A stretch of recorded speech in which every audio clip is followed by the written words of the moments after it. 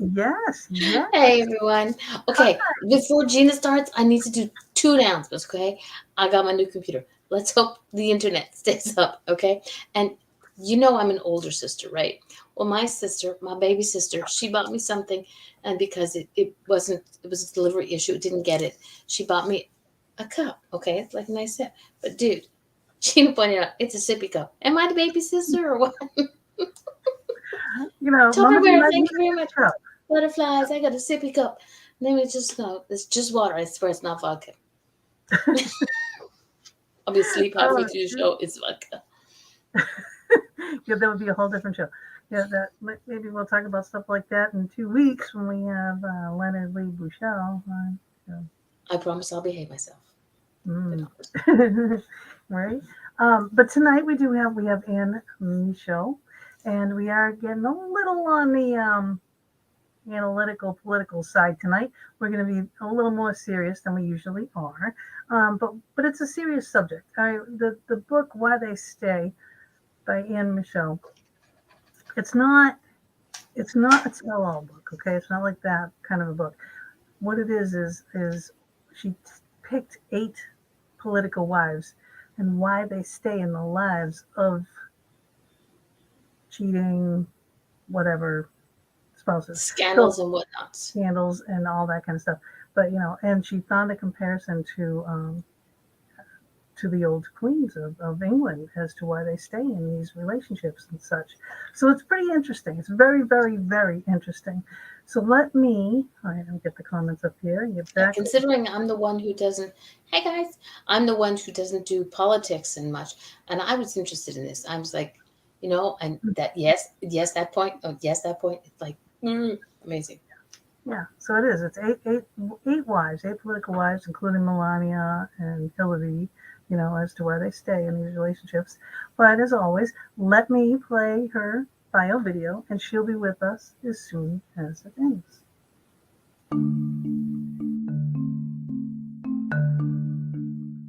Good evening. I am Gina B. here with Mama D every Thursday evening from 8 to 10 p.m. Eastern Standard Time, right here in the Fox Den. Tonight, we welcome Anne Michaud. She is a veteran political journalist who is a reporter for the Wall Street Journal. She previously wrote a nationally syndicated opinion column for Newsday and was twice named Columnist of the Year. She has also won more than 25 writing and reporting awards. Her book, Why They Stay, reveals the inner lives of 8 political wives as they fight to maintain a grip on power and pursue their own personal ambition. The book includes Melania Trump, Hillary Clinton, Jackie Kennedy, Eleanor Roosevelt, and more. Anne worked in the arena of disgraced political figures, the men, and wanted to tell the stories of their wives. She goes beyond the stereotypes and lays bare the tightrope the wives were forced to walk in full public view to keep their family's history-making potential alive. Anne also found fascinating parallels with the strategies in which medieval queens of England used to wield power. And now let's welcome Anne to the Fox Den.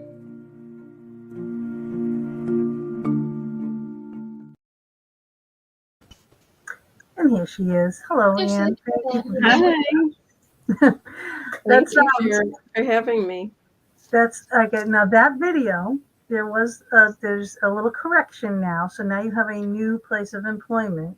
So you Mhm. want to say where you're working now and what your position is? Sure. I was working at the Wall Street Journal, and a man I worked with got a job as the editor in chief at Crane's New York Business, which covers business in New York City. And he asked me to come and work with him, so I did. And since November, I've been a managing editor there. oh, nice. Awesome, awesome. So we have Sharon saying welcome in, and Jessica saying hello and hi girls, hi everybody. Thank you for being with us tonight and share. As Yep. always, share. But now we were saying and we were trying to say, okay, the type of book this is. Now it is not a tell-all book. It's not. but it's a great comparison book. I mean, we are learning a lot. Like I Yeah. didn't know a lot of these things and these factoids that you have on the women in their lives and whatnot.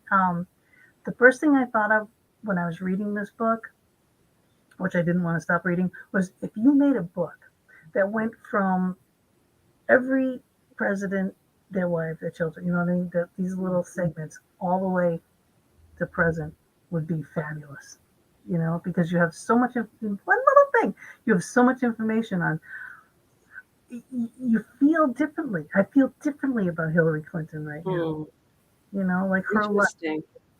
So explain that. Explain what I'm trying to say in your words. Well, let me just put something in there, put something out there.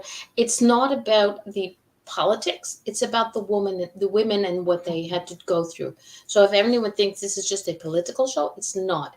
It's about the stuff, and I'm putting that nicely, that women in that arena, and it correlates to a lot of people in everyday life. I mean, I see things in there that kind of go, So it's just shut up. 100%, 100%, 100%.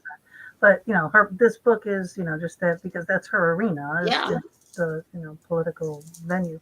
So that's why she picked these people, which she could have picked a whole lot more. Because there's a lot more that goes into politics. This could be this could fill up a whole shelf on my bookcase over here. But do explain though. Well, I had been covering politics at a whole lot of different places. I moved around a lot and covered Bill Clinton when I was in Ohio as a reporter, and then came to New York and covered Eliot Spitzer, who was the governor of New York, and he and his wife were the inspiration for the TV show The Good Wife. And also Anthony Weiner, whose wife, still not quite divorced, Huma Abedin was the number one aide to Hillary Clinton for years, decades. So I would watch as these guys kind of had their falling apart moment, and there would be the women with them, sometimes at the press conferences with them, and often saying, I still believe in him, I love him, I've forgiven him, it's a matter between him and me. And so then we'd cover this and we'd go away, we reporters, and I always thought, we're not even talking about the woman's side and her viewpoint into the story. And so I started researching the various people in the book and finding these common threads between them. And I tried to pick out things that I felt were particular to women, that they, would be influenced by the way their parents raised them. I mean, men too, but I wanted to tell sort of these mini biographies of the women involved, and not be so sort of like, oh, let's do quick story one day about Bill Clinton's affair and then move on. Because there's more to it than just that thing. There's so much more, and this is what you bring out, you bring to light. So if anybody, like I said, if anybody thinks this is just another political thing, it's not. There's a whole lot of stuff that, and like Gina says, it's not just about one set of people. It goes back, like you said, back to the queens, and a lot of women are going to read this book, and they're going to look, and they're going to put little check marks next to things that everything relates to them in their lives. And trust me, I've been there, done that. Okay, good. Yeah. So let me just put this up here. Okay. So these are the white queen traits that she kind of goes over, and she's using these as a basis, kind of like a rating system that she rated these 8 women. So the white queen traits that resemble those of contemporary women who stay married to powerful yet unfaithful men are: 1, the degree to which she is the family caretaker. We all know that role, right? Uh-huh. Right? right? How she follows patriarchal rules prescribed for women.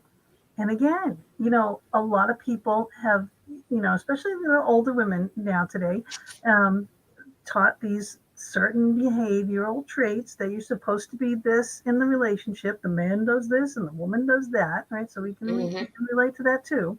Now, now to getting more into like the political aspect of it, right? Her wish to build a legacy for her generation in the next, you know, I mean that could be us too, really, because any family could want a name for themselves, whether Hmm. they're in business or in politics. Okay, so we can relate there again. Four, her motivation for financial and emotional security. How many? Seriously, how many women you can count on your fingers easily, right? People in your lives that are staying in a relationship where they maybe shouldn't have just for financial and emotional security. Okay. And five, how much she's moved by a sense of patriotism or desire to see her country move in directions in which she believes in. So now that's one part, and this is the other. All right, trait one, submitting to tradition. Trait two, longing for security. Trait three, personal sense of patriotism. Four, responsibilities for the family, emotional health. Trait five, ambition to build and decrease their legacy. Right, so, increase their legacy. But that we can relate to ourselves, Yeah. and that. So you can see this in the political venue. So this is the system that she's using to rate these wives. Right? So these are the wives that she goes over in this book. So you have Melania Trump, Hillary Clinton, Jackie Kennedy, Wendy Vitter, Eleanor Roosevelt, Marion Thorpe, Silva Spitzer, and Huma Abedin. Now, these are all incredible women, all incredible strong women. And you Hmm. would think, you know, Yeah, like how many people were out there and going, "Oh my God, she's standing by him because he had an affair or because he did this," and we don't understand. We only see, like you said, once they discuss what happened at the moment, and then they're gone. Hmm. We don't know all the stuff that goes on behind it. It's like nobody understands what you see, the political facade, the public facade. Like everyone says, "Oh, look, Mama D's always happy," and then mhm, the camera goes off, and I'm a raging bitch. It doesn't right, really happen right, often, yeah, but yeah. yeah. Well, I know the truth there, but Oh, too. but like I was saying about Hillary and how she was raised herself. Now that was stuff I seriously didn't know, didn't have a Mm. clue. So what? How did you find out this information? How are you digging this up? Yeah, it's not as though I I mean these are things that have been published in various places by other people who've done, more interviewing of people around Hillary or her family. Um, so I think what I tried to do was just bring it all together in a way that sort of connected the women, how much they had in common. And often you would see that there was this a little bit of I mean, Hillary's dad was very hard on her. Um, so Yeah, she who couldn't have knows, a maybe car. there She was couldn't do this. She couldn't, she couldn't dress up nice. She couldn't go to the dances. She couldn't do all these things. Big Coke bottle glasses, right. So, you know, and here she is riding on her bike, with this, and trying to make a name for herself. Trying to be And a good daughter. and he didn't take any pride in her becoming the valedictorian of her class and giving that speech um, that day when was it Ed Brooks, I think, the former senator from Massachusetts, was Yeah, there at the her valedictory speech, and it was, 60s, I think, Hmm. and she took the stand and after he spoke and kind of gave him a hard time about not recognizing what her generation was going through with the draft and the Vietnam War, and yeah, so she really really standing up for herself. Really doing she a good was job. quite something, Yeah, yes, yep, and there's her dad. She watches it and leaves. yeah. That's sad. That's really sad. I mean, Her mom didn't even get to come to it. And I think, she didn't want to travel. She wasn't that, I mean, I don't know exactly how unwell she was, but there was something about her health that she didn't want to come to yeah, that. right. So it's like you go through these lives of these women, and like you said, you're finding these commonalities and these common traits, you know, and it's I just think it's like a stroke of genius as to put it all down like that. Like, you would think of this that someone else would have already done this. You know what I mean? Like, oh yeah, I mean, you could see, we all know why people do these things, but to see it all again and again and again and again, Yeah. wow, yeah, you know, definitely. So what do you do to Yeah, break I these? remember being in my backyard and I was starting to read about Eleanor Roosevelt, and I there was something that came up.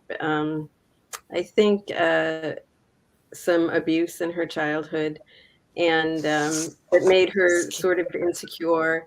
And both her parents had died by the time she was 11. She went to live with her grandmother, and there was some implication that she mentioned to a friend that her uncles would, get drunk and come in the room, so she locked it. And Yeah, have lots that's of not a good Yeah. environment for a girl. no, Who knows what happened, but in any case, you don't feel safe, right? exactly. So, but I remember running in from the backyard as I was doing some research, and I was like telling my husband, Yeah, "Wait, here it is again. There's even this common trait with this woman." And so I don't know. I got very excited about putting it all together, and the way I came up with the White Queen idea was my book editor at the time asked me, "Can you please, like, this syndrome, or these commonalities, can you come up with a name for it?" And I thought, well, I'm not really sure what to call it. Everything sounds a Mm. little hokey. And so I just started looking around for someone who might have bitsy had, bitsy blonde women, you can't do that. I don't know. So I found this woman in history who sort of had the similar traits, and what really struck me was that, this was back in a time when women didn't have a lot of options, Yeah. and now we do have a lot of options. And so it seemed to me like, if I sort of connected that long ago woman who was walking this very narrow path because she didn't have much choice, to the modern women, that it sort of raises questions about why they're making these choices even now, when we can, divorce or support ourselves. So Yep, yep. I Can know. I And ask then you which one? divorce is Sorry, like your G. weakness. Which was the woman that you started with first? Hillary. Was Hillary? Yeah, she was running for president when I was writing about her, and the agent who gave me the inspiration said, nobody's written about why she stayed with Bill, and Mm-mm. and why this And happens again and again in the here's Bill and Bill's women. political area. Yeah. Why you see this again and again with women. So Yeah, yeah. And then Hillary having to run against Trump, who at the time everyone was coming out against Trump at that time, and they jumped right on it. They had the biggest bandwagon of we're going to strike first and strike harder and faster mhm. than anyone I've ever seen in my life. And they just pummeled her, over this, over humor, over everything. Like you can't say that you didn't know this stuff was going on and you were supporting this and you Mhm, were doing that. mhm. It's like, no, she wasn't. She wasn't her, But Trump's people made it seem that way, Yeah. Yeah, And that's the world of politics that I really hate. And that's what you're sure. reporting on, I think and we do all hate that. uh, yeah, it's just insane. It's insane. So then even things like, I mean, okay, now the comparisons between, say, Hillary and Jackie. Now, Jackie was raised debutante. She was raised to be that dutiful little Barbie wife, Mhm. you know. And Mhm. so here she is, right? Now where do I have her? I have her up here somewhere. I have so many pictures up here. God, this guy's what's uh let's see. All right, so look at now she's like the picture perfect bride, Yeah. right? In every way, shape, and form. Mhm. Now It really was. she turned her eye and just she just figures what all men are supposed to cheat. All Yeah, these I men think on both sides, Jack's side and her side, the fathers were really scandalous cheaters. yeah. Um, and I mean, blatantly obvious like this. All right, I yeah, mean, she didn't even go to that because she knew, that that was going to be happening. So she couldn't face that. So it's like it's to that point. Like, how much are you going to take right in your face?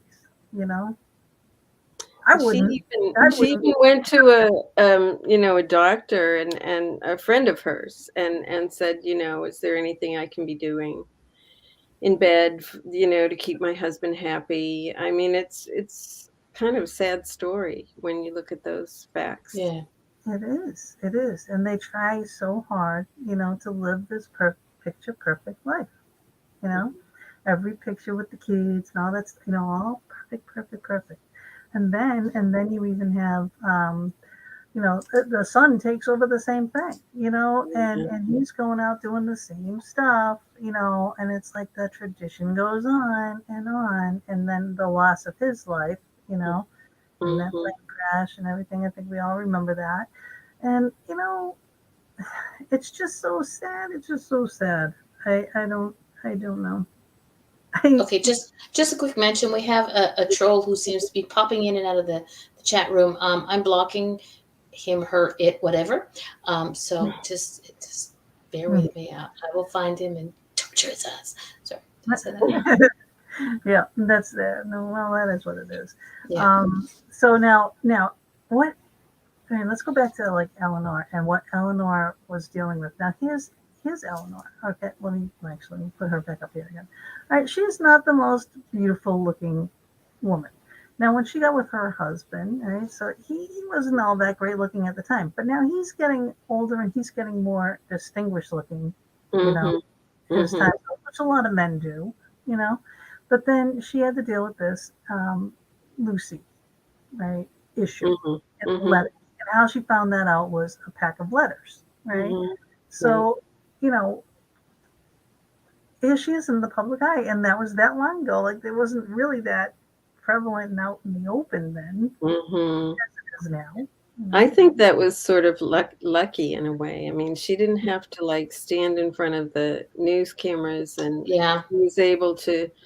Her husband had been um, overseas. He was Undersecretary of the Navy during World War I, and he was in London and was writing letters to Lucy Mercer, who had been Eleanor's secretary.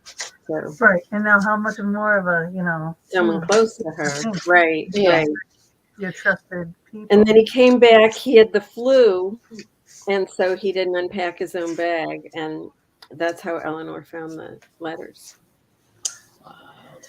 Yeah, I can imagine, It eventually comes. turning white. Everything comes out. Yeah. Oh, yeah, I know. That's the thing that gets me. It's like, okay, here's these people. They're in the public eye. They're watched everywhere they go. So is that part of the lore of it?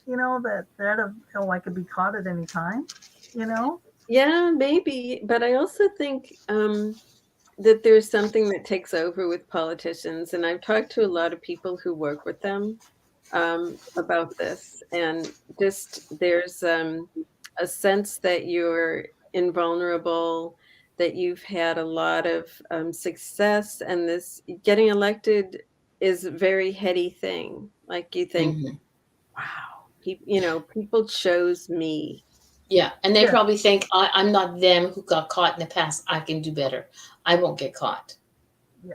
But you have a lot And of people that are preaching. yeah, Strict family values. I mean, actually, literally going out and preaching this. This is part of their whole persona. Yeah. that are in the background going to hookers and, wanting diapers on them and all this kind of stuff. It's like, really? Right. But I mean, like, look, you got the Spitzers here. I mean, God bless her. But, um, you don't think you're going to get caught seriously? Yeah. And the Well, funniest thing is a lot of people think, okay, they're political different parties. Like you say, there's Hillary over here and then Melania over here. So you can't see my hands. But they have so much in common, and it's not until you look at this book and read this book and dig into this stuff, and it's like, wow, they had a lot more in common than anybody ever thought. Hmm. mm-hmm. Melania's a little different.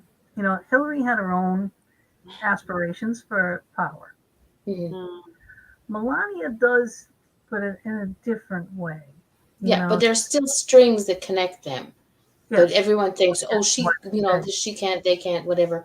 But there's still a connection. There's still strings that kind of like, oh, she did it this way, yeah. So it's like, nobody ever stands completely alone. Yeah. Trump has a type. Trump has a definite type that he goes for. So these are his three wives. Okay, so Ivanka, Melania, and what's her name? Marla Maples. Marla. And and they're all like these beauty queens, and he's a white privileged male, and he would go to all those the Kit Kat Club and whatnot in New York, Mm-hmm.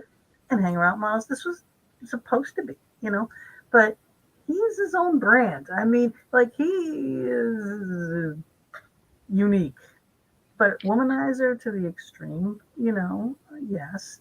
And Melania though,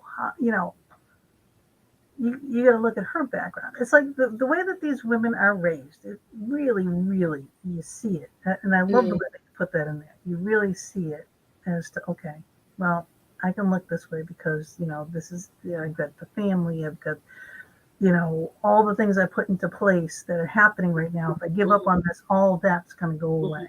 Mm-hmm. Mm-hmm. And they're trying to do good things, even though they're with the evil spawn. All right. they are really trying to do good things. Yeah.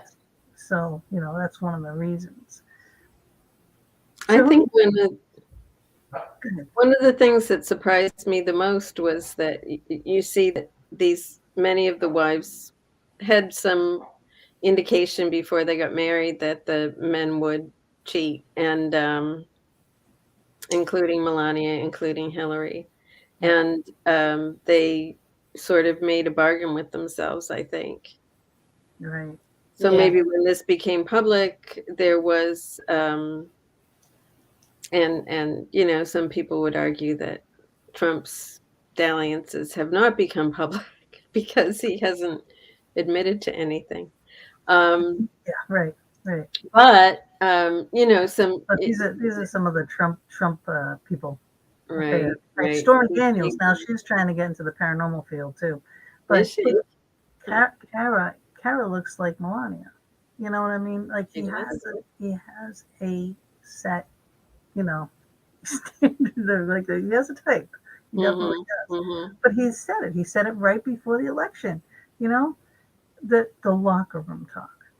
Mm-hmm. Hmm. And that was taped when right after Melania had their baby, Baron. Right. Was sad. I think it's sad that and maybe he was just doing locker room talk, but still, what it said about the way he thinks of women and belittles us, I thought was really awful. I really didn't think he'd get elected because of that. Me neither. I thought that was it for him. Yeah. When that came out, and then all the women who accused him of sexual harassment and assault right before the election. But the thing was, is he knew that was coming out, so he just turned it and attacked Hillary full bore. So just every time that they would start talking about him, Hillary did this and Bill did that and she knew this and they did that, and point that fingers in that loud, overbearing, bullying voice that he has, just squashed everything about him. He wouldn't let people finish his sentence. He really does have that ability. Yeah. I mean, it makes a good leader. You know what I mean? In times of like when you don't want to be bullied yourself, in effect, not maybe not the president of the United States, but a leader of something. You know what I mean? Like I'm not going to take crap from you. You know. Mm-hmm. So, Right. but you have to have at least a little sensibility, a little decorum, a little something, Mm-hmm. Mm-hmm. anything, anything. All right, so enough of Trump for the moment. Let's okay. This is now again with people that his new fiance, Elliot's wife. Okay, she did divorce him, so now he's got a new girlfriend, a new fiance, Roxana. Right? She looks like his wife, right? They Mm-hmm. do, and it's like again. So Well, here's another one with the type, yeah. you know. So it's craziness. It's just craziness that how they think they're gonna deal with this stuff. Where we go here? What's this one? Okay, now these people, I did not know about Jim and Marion Thorpe. Mm-hmm. Mm-hmm. I really didn't know. I didn't know who they were until I read this, and I was like, oh, wow. And now I want to watch this. They have a TV series. Uh, A with, very English scandal, I think. right, and I want to watch that. It's on Netflix. Yeah, with Hugh Grant. Mm-hmm. And I love him. You know. Yeah, yeah. It was very good, I thought. Really Yeah. brought it to life, the story. So tell the story about them and her and how. Right. What? Okay. Wait a minute. I gotta back it up. Because you do these things, these traits, you are rating the wives, right? They get a Mm-hmm. number. They get a number. Okay. So the highest I think was Melania with the 10. Was Yeah, it a couple of them got a 10. yeah, but they didn't all get that. So what? No. Marion Stein and Jeremy Thorpe, I gave her a 9 Yeah. because she So really did, she did go through a lot. Um, and she had been married before, um, and really had was a person who had a lot of trauma in her background too. She was a daughter of a Jewish couple in Austria as Hitler was coming to power, and the family fled to England, and then I think that there was some suspicion of Jews or people from Austria or people of German descent, and they were put on the Isle of Man for a couple of years and didn't have much in the way of money or food. So a lot of her stuff when she was a girl, and then she ended up marrying a man who was in the royal family, George Lascelles, and they had 3 sons, and he cheated on her and wanted a divorce, and she refused and refused and refused, and eventually he actually had a child with the woman he was with, and said, you really need to divorce me. I'm got another family. Yeah. But I right, think she held out for a really good deal for her sons, and right. For the legacy including and she everything. wanted a title in the Mm-hmm. royal family for them, and money, and so then she's done with that marriage and meets Jeremy, who was up and coming um, politician at the time. Someone, I think, 60 Minutes called him the Jack Kennedy of Great Britain because he was so charismatic, and he was a little bit later. He was in the 70s, and but he had had an affair with a man earlier, and this Yeah. came out after he and Marion were married, and he went on trial for it because It was illegal there. yeah, it was illegal, Yeah. and it Yeah. was a That's very that's a tougher That's a scandal whole other to, story. to yeah, it really was, and get she in stayed there. by him not just then, but he got, I think it was Parkinson's. My memory for some of this is fading with time. The book came out in June, and but he was like not able to get around by himself for like 20 or 25 years, and she stayed with him, took care of him, brought him to the political club to see his friends, and just really stood by his side. Quite an incredible to go through story. all of that and then do it again, and then to that extent, so it's not even getting cheated on, it's getting cheated on with a man in the court, and then you have to take care of him, literally. It's just, what a saint. Well, I developed a lot of admiration for a lot of these women, honestly. Yeah. They went through, some really difficult things. And I mean, it's easy to judge, right, from the outside. Yeah. But for me, I ended up seeing a lot of strength in how the women were. That was sweet. That's my friend George. He called this the Charlie's Angels show. Oh, there we are. And you got Chris George. He was my old co-host. Trump, best president ever. Right. Okay. So people love Trump. You either love him or you hate him. I mean, and that's it. And as a matter of fact, this one here, Ashley says, "Hey, my American friend told me that they didn't want to vote Trump, but they were afraid that Hillary was hiding things and was dangerous versus Trump, who was just an idiot. However, proved to be horrific."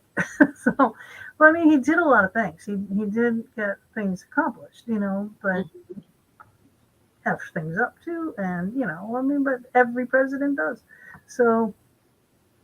No one politician is perfect. No, and the day that a politician says to me, "I am going to," don't blow your nose, Bob. The day a politician says, "I'm going to try and do this, not I'm going to do this," because what we forget is that they want to do it, but once they get there, there's a bunch of people telling them, "You ain't doing that shit." No. So they can make all the promises they want, but you got to be honest about it. There's no guarantee that I say I'm going to be a blonde tomorrow. That's like no guarantee that's going to happen. Okay, it's not going to happen. But these are the things that people like Russia. You know what I mean? Yeah. We have a political system in place. We're allowed to have politicians who muck up. Mm-hmm. Yes, thank you. But they're not dictators. They're not monarchs. They're not kings and queens. We can always vote them out. Yep, exactly. And you can impeach them, and you can do all those things. They're not there for life. They don't have it the be all and the end all. That's true. That is so true.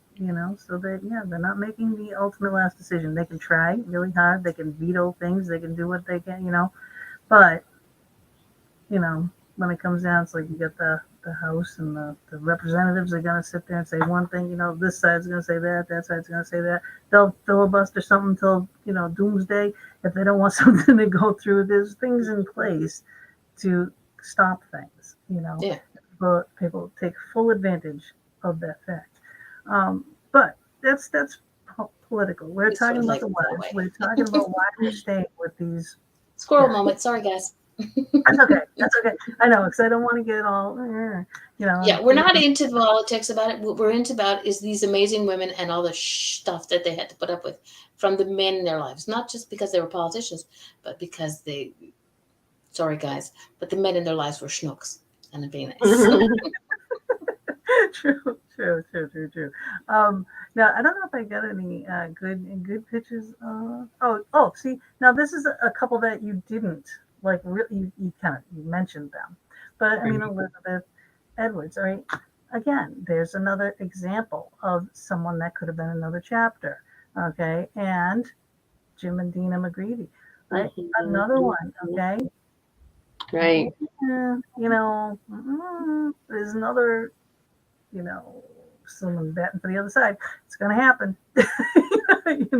So it's. The book can definitely be a really big, long series. but I. But this is the second take on this book, correct? Yeah. The first one I had 9 wives, and I had to take 3 of them out, so it wouldn't be too long this time. No, 2. I took 2 out and added the Trumps in. So there was another British couple. I'm forgetting their names now. I'm gonna have to get that though because The that's Perfumos, Jack Perfumo, and there was an Israeli couple, Moshe Katzov. See, it just goes to prove that it happens no matter where you are. Hey, Julie, where you are in the world, it happens. Yeah. And it's like, people can say, well, she just chose Americans. Well, no, not totally, but 9 out of 10 of them are Americans. But hello, it happens up here in Canada. Of course, we have the Prime Minister with the gorgeous hair. That's it, but it's, well, we'll get you the book and you'll be familiar with them. I gotta get back to the thing. Yeah. You're not familiar with That's couples? Ashley. Yeah. Because some of them are not like Gina says, some of them I don't know. Some of them I only know because I heard the scandals here. We're up in Canada, all we ever hear is scandals. Right. But they've done good things. These women, you have to give them major props for the stuff that they put up with. Right. So, Anne, okay, for the people like Her Canada watchers, explain who all these people are. Well, I'm assuming we all know Melania Trump, Hillary Clinton, Jackie Kennedy, and Eleanor Roosevelt. Yes. Right? Marion Thorpe was British, and her husband was Jeremy Thorpe, and they were the subject of a recent movie with Hugh Grant in it. Was it a movie, or maybe it was a little bit of a series? Yeah. And so you can watch that and learn more about them. Wendy Vitter, her husband was a senator from Louisiana, and she is now a federal judge in Louisiana. They have 4 kids, and he was discovered. His name was among the people who were frequenting a woman known as the DC Madam.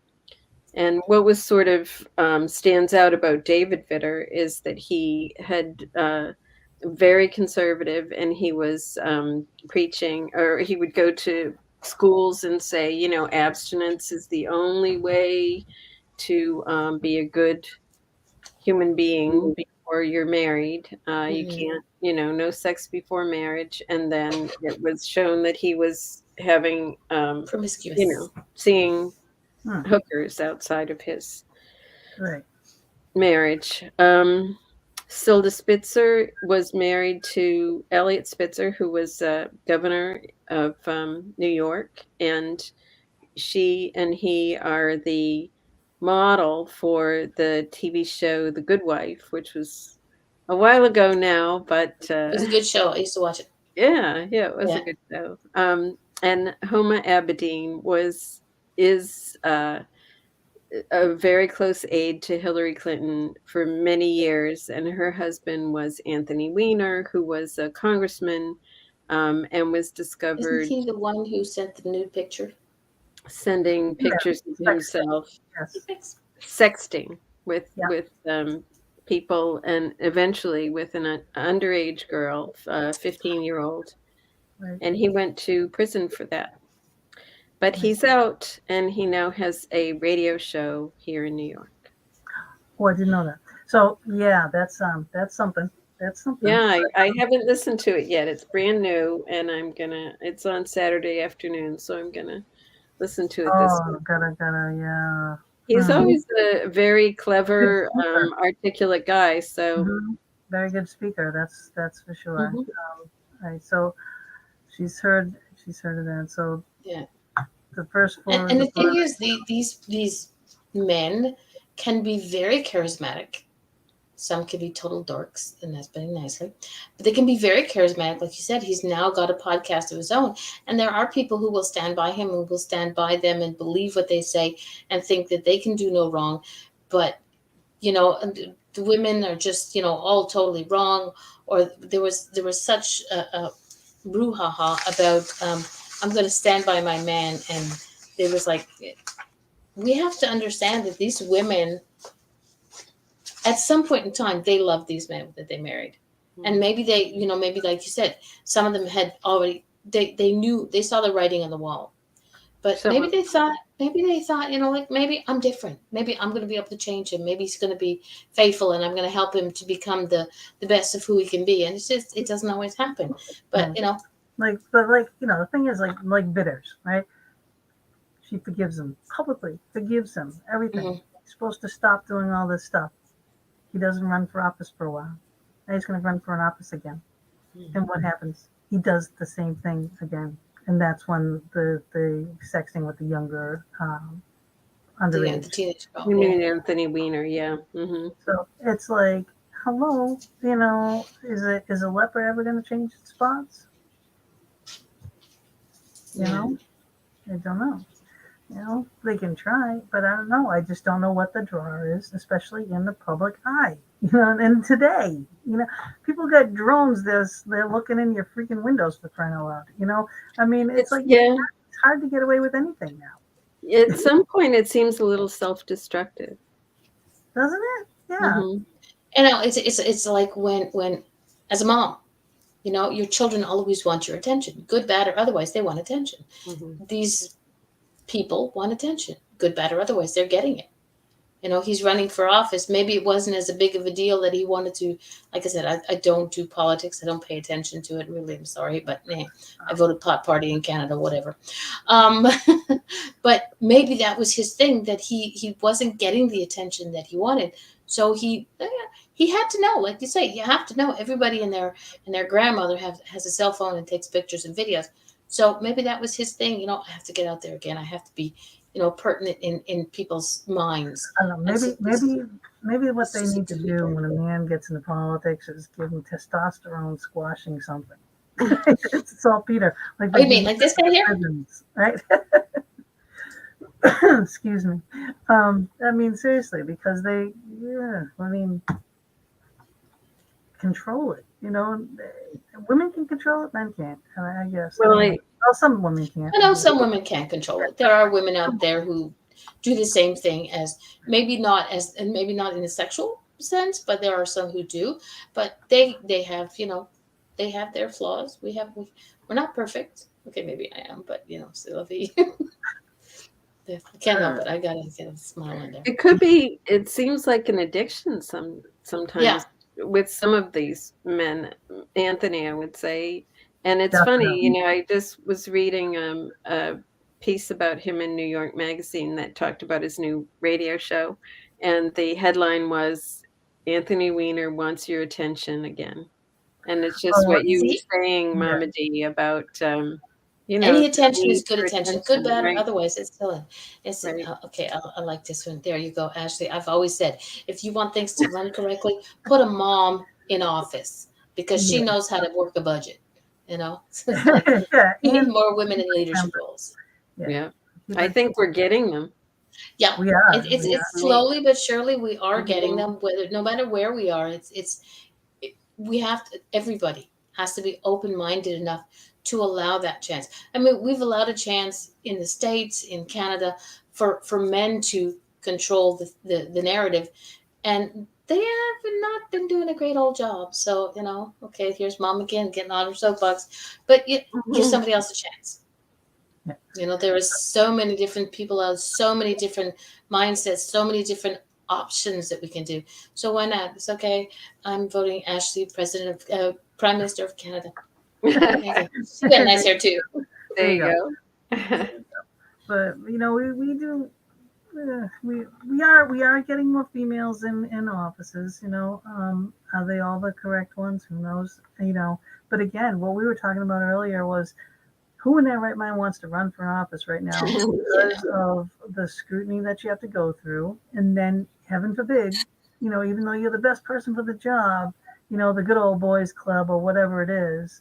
Will say, "Oh, they'll find something." So we'll make up something. It doesn't even have to be true. As long as that little seed of doubt is out, so is the candidate, And the thing is, nobody's perfect. We all have skeletons of one form or another in our closet. No matter My how much you closet come door is out and closed. say, I know, and But I love yeah, what you said with Bill in college where he didn't inhale. that was so cute. It's It funny. cracked me up. I read that. I was like, Not wow, possible. that's hilarious because it's so true. I remember him But you saying have to, all these yeah. things. But you have to be honest about it. If you're going to go to be Milky my male cat for president, there you go.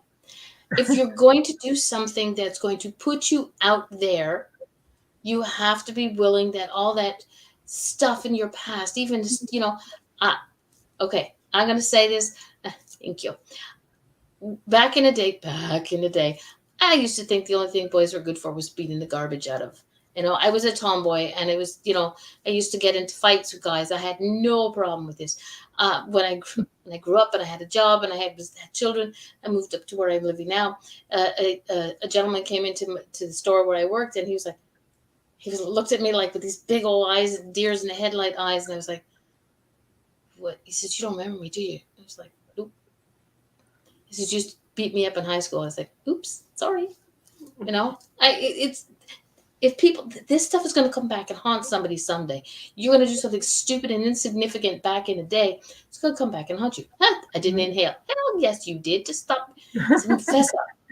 I know. Everybody I did inhales. not have sex with that woman. No, Seriously. with the cigar. Okay, sorry. Hey, Mark.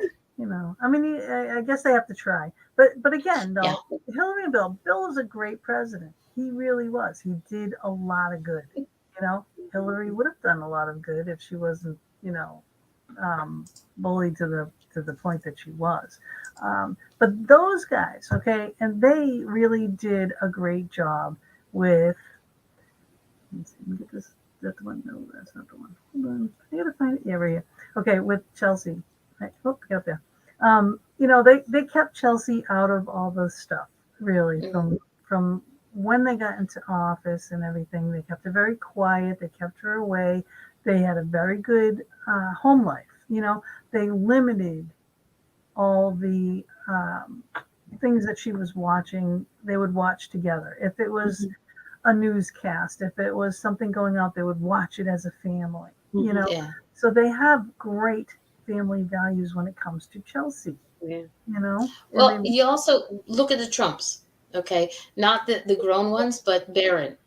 You saw him, 2 or 3 times in public, and then people started getting stupid on him, and they just pulled him out of the public eye. I'm sorry. Trump, I'm sorry, guys, for who loves Trump.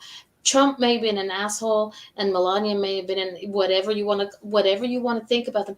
As parents, when it came to that child, they did the right thing. They pulled him out, and people go, "Well, why don't we see him anymore?" That's none of your damn business. He's a child. Yeah. They were very protective. Melania is good for Trump. She does keep him. He is a lot calmer when she's around. He really truly is. His demeanor, everything. That's what they say. Yep, people around him. I think when she didn't come to Washington right away, when he got elected, there were people around him saying, "Melania, you need to get down here." She's really helps ground him. Yep. Yeah. So there are these women see something in their men that we as the public don't get to see. Yep. And this, your book shows us that, what, these women have a lot in common, because the men that they loved had a lot in common. Whether it was your father, your husband, there was a lot of that going on.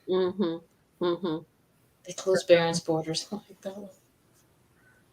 God. Jessica. Comments up. Yeah. Because as parents, that's the thing that you have to think of first. No matter what your job is in the public eye, whether you're a cashier at a convenience store, whether you work, you're a high class lawyer and whatever, your first and foremost job, this is my way of thinking, first and most important job in your life is the parent you are to your children. Yeah. Yes, there are parents out there who need to be buried in my backyard. I will not regret saying that phrase. There are people out there who should never have been parents. and it's not the children's fault. But that's the first and foremost thing. And these parents, these people did it. There are many others out there who did it, but as much as I don't like politicians, and much as I didn't like a lot of the stuff that Trump did, or that Clinton did, or that anybody else did, those two couples just right there did an amazing job with their children. Yeah, they used to even back when Bill was governor of Arkansas, they used to drill or practice with Chelsea. Here are some questions you might hear people asking about your dad, or and so they sort of prepared her and helped her develop a little bit of a thick skin, because he was in politics, and that can be, people can be really mean, and politics. And they were saying, she was throw mud at each other and whatever, and it's like the same thing that Hillary had to go through when she was younger.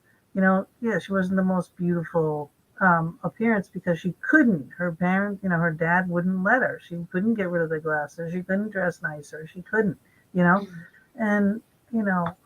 So then here's poor Chelsea having to go through the same thing. Did she deserve it? No. She looked beautiful in those pictures you just put up. I mean, and Hillary, when she started, she got a good stylist and whatnot, and she looked a hell of a lot better She too. looks great too. She's not an ugly woman. She's not. Mm-hmm. It's like, I mean, God, we can all look good, and we can all look, All right, Sharon, you take care, and we will see you later. We'll quiz you on questions on what happens after you left. Okay, in the second half of the show. Oh, sorry. She got the shingle shot. Shingle shot. Shot. Well, we're waiting for Athena. Should be coming on any second now, I hope. And she's going to. And we were saying that they were giving Chelsea different things, scenarios, is what people would say. And it happens, like, I'm going to have to use me as an example. My son came home one night and said, my boy called me a son of a bitch. Okay, I'm going to get bleeped, I'm sure. And if Facebook doesn't like it, you can go. And I said, yeah, you can say, yes, she is. I'm beautiful, intelligent, talented, creative, and hot. Hello, I am.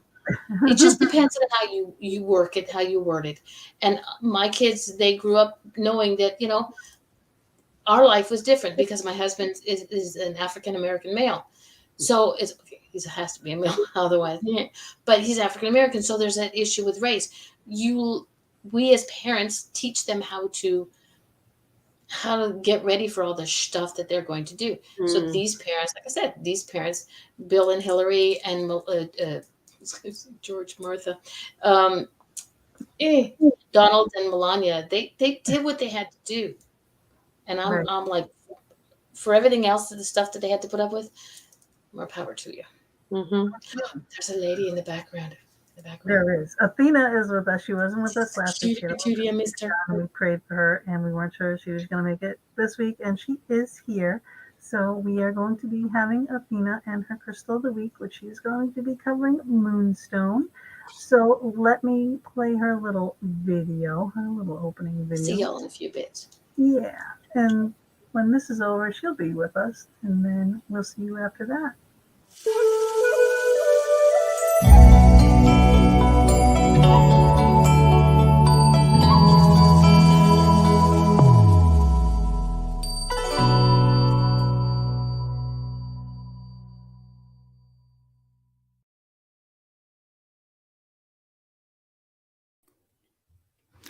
Hello, loves. It is so wonderful to be back here with you. I'm sorry that I missed last week. I am Athena Barry, Crystal Reiki Master and author of award-winning book Raise Your Vibes and creator of Crystal Reiki Healer. And I'm so grateful that I'm able to be back here with you guys. Thank you for all of your prayers and your well wishes. Clearly, the power of prayer has helped, and a little help from my crystal friends. So thank you. So for this week, I'm really excited about this one. I love diving into this divine feminine energy, this goddess energy that we have on the show. So I thought, what better than to work with Moonstone? Moonstone is the stone of the High Priestess. So this beautiful stone, it carries an incredible amount of goddess energy, which is so appropriate for today and these beautiful women here, and the beautiful women she's written about. So this one is really incredible for everybody, also because it really helps us to see clearly our hidden truths and our strengths that are, sometimes deeply buried within our consciousness. And it also works to help enhance our intuitive gifts. So, if you've ever had that feeling like, trying to decide what's the right thing, Moonstone can really help you to kind of tune into that energy, while kind of rising you up with that goddess energy as well. So it helps you, trust in yourself and tune into that intuitive thought, those psychic abilities. If anybody's been exploring those a little bit more, Moonstone is a wonderful support for that. And likewise, with this connection to the goddess energy, like the women again featured on this show, it's really incredible because it's like working almost like a pep talk, like from some call it the Divine Mother, some call it Mother Earth, some people call it angels or goddesses, whatever you call it. Moonstone really carries that beautiful energy, likewise of our moon, which is always considered feminine. So this one really helps for our intuitive gifts and for our kind of mental process for recognizing maybe that missing piece of the puzzle, that in our lives that, which direction do we go? So this one really helps kind of fill in those missing pieces, or maybe those pieces that we have buried. So when you're working with, Moonstone, if you want to dive in further to this divine feminine energy, and this relates really well to our most feminine quality, which is our cycles. So Moonstone is especially helpful for our female cycles, easing symptoms of PMS, assisting with pregnancy, as well as easing that transition of our hormones and that change through menopause. Likewise, for men, although they don't have a menses, Moonstone is especially helpful for supporting the divine feminine within themselves, allowing them to honor and accept that emotional side of their character, that divine feminine of their character, making them more whole, more of a complete man, if you will, which in today's world is unfortunately often overlooked or even suppressed or judged as being unmanly, if they show emotion. So working with Moonstone can help men to feel safe to honor their feelings and their emotions just as well as women can if they're given the opportunity. So Moonstone really helps support them as well in this way.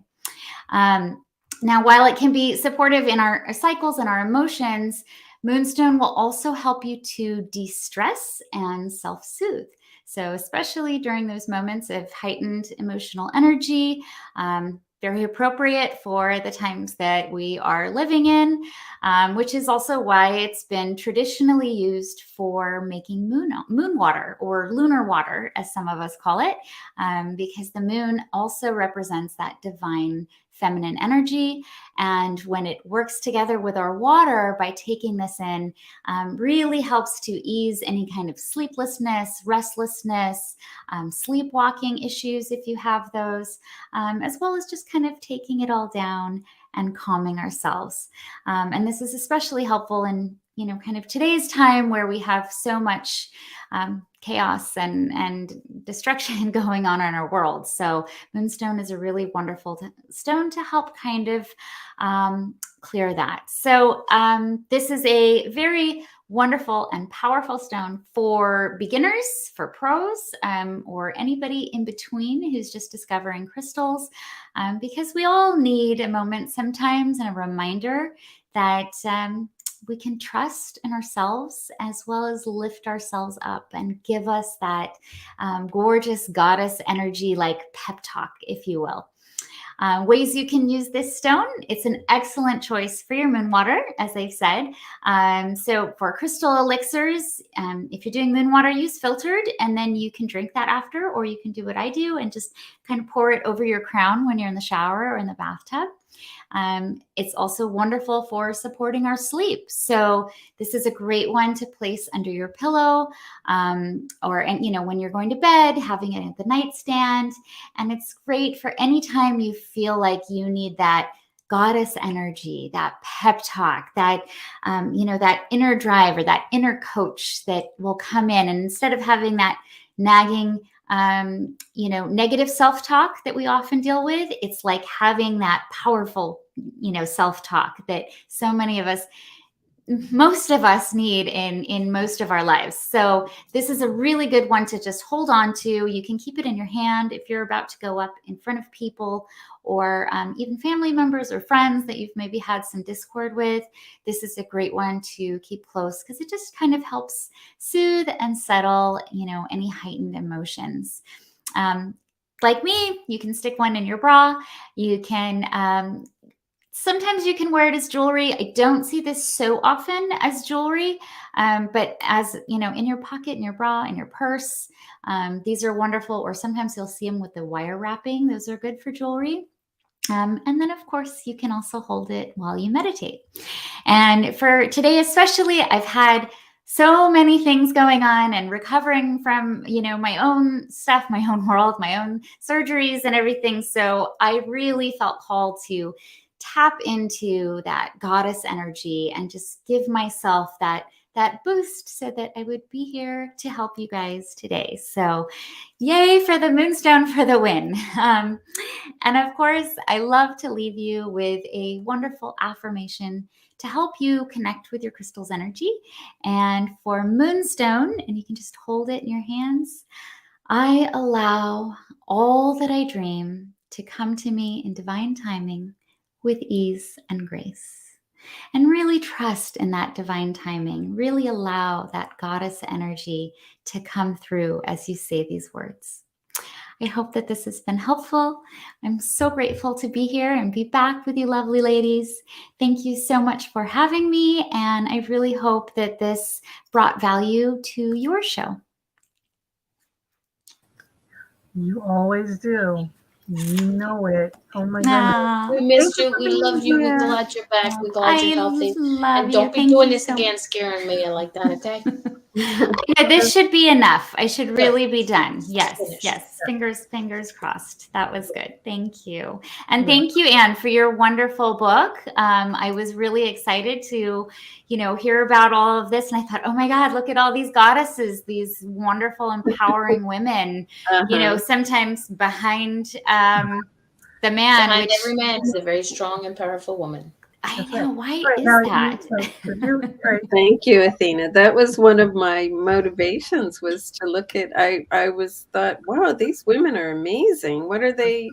They're only just standing here off to the side. I want to take a look at a little bit more about their lives. I love that you did that. And they are incredible women of their own right. Not just because of the men they stand behind, but imagine the strength it must take. How hard it is just to be a mom. Let alone just be a mom. So, but in this man's world, it's really hard where we're so often silenced. And another reason Moonstone is so wonderful for men too, because it allows them to tap into their own feminine side, because we have both. We have both, and we're really not whole until we can honor both. So let's get all those guys some Moonstone. I know, really. I know. It's like, we don't really see that part. I wonder if how many presidents, how many people in the political arena are using crystals or psychics or whatever. How do we find out? That are honest about it to speak. The journalist down here. Okay, and Michelle, we have a job for you. Find out. So only if people would answer the question, and if they keep it to themselves, well, Okay, wouldn't let's know see. either. Let's pick a politician and I'll nag them until they say what's the truth. That'll be in volume 2, right? There you go. Yeah, volume. Actually, volume 3. This is her second version of it. Yeah. Oh, there we go. There we Volume go. 3. The crystals behind the powerful people of the world. There we go. I know. What motivates, what really works, you know? I love it. I love it. Because, you know, a lot of people, you know, especially like I would have Eleanor. Did Eleanor go to Lilydale? Right. And request, you know. I was just thinking about her, and we were talking about strength in women, and it was after she discovered this betrayal by her husband that she became such a force. She started writing a column 6 days a week in a newspaper to sort of comfort people during the Depression and the war, just to let them know that Washington was listening to them, us. And I think that, she just became such a force on her own after that really, heartbreak. So that's the difference between, the girls and the women. It's like the women are going to step up and they're going to, take their place. They're going to do what they can do. They're going to do what they know they can do. And the girls will cower. And use that pain to push forward, turn that into something positive and productive. Otherwise, it's all for naught, right? So we need to, rise up and take our pain and turn that into something that helps other people versus just, eating away at ourselves, right? So I love that she did that. That was so wonderful. Did you? Sorry to interrupt, really, but Athena, did you see this one? Did I see the comment? I hadn't convinced you to shoot me that butterfly wings. I would your butterfly wings. I would say I would bug her more, but it was a gift from her husband, so I'll let it go. Beautiful. You know what? I'll have a conversation with him, and we'll see what. Yeah, he can send me a set of wings. I have no problem. Honey, sweetheart, Mama D's a pain in my neck and lower down, but it's fine. I mean, shipping it is kind of that thing is a beast. Wow, it's so heavy. All the way to Canada. Drive it up here. A stone. I'm down for a road trip. Right here. There you go. And it's like the wrap, like you were talking about in the wire. Oh yeah, the wire wraps. So that's how I'll often see them. Yeah, they wrap them. Nice. Which is beautiful. These wire wraps it's usually with like a copper, which really works as a conductor. So it just kind of amplifies that energy for our own energy field. So we're kind of like open to it more. Which is really good. Yeah, I love that. You brought up a good point, though, Athena. Right? Like cycles, PMS and whatnot, too. So now here are these women that are dealing with their cheating husbands, and they have PMS. Now, I know that when I had PMS, I could literally almost kill people. So it's like they had to have been on some serious drugs to not go out kill their husbands, but to have to deal with that too, I mean, serious, but for real, like women issues, hormones, the hormone imbalance, everything else, especially a long time ago where they didn't have like hormone therapy and, all the things that we can do to help now. Right. Primacy is like a godsend, saved a lot of people in my life, that's for sure. But it's there goes another one. You have to deal with these issues, So I mean, if that's our downfall, is our hormones and testosterone. Oh, trust me, men have menopause too. I mean, men certainly have hormone fluctuations as well. And we just don't talk about it so much because we don't talk about any kind of weakness really that men have out in society anyway, because, it's not manly. It's not manly to show pain. It's not manly to show tears. Real men don't cry. Manly. Yeah. Real men don't cry. Real men are like 18-year-old studs, even when they're 80, right? So, but the reality is they're not. I mean, they have hormonal fluctuations just the same as we do. Mhm. It's just really, But it's something that's they're suppressed. quicker. Yeah, they're quicker to jump on a man issue and fix it, Absolutely. before a woman. Absolutely. And the women's are kind of dismissed as, oh, that it's crazy It's this, talk. it's that, She's emotional. It's, it's not something that's hysteria. important. You're hysterical. Go take a sleeping tablet.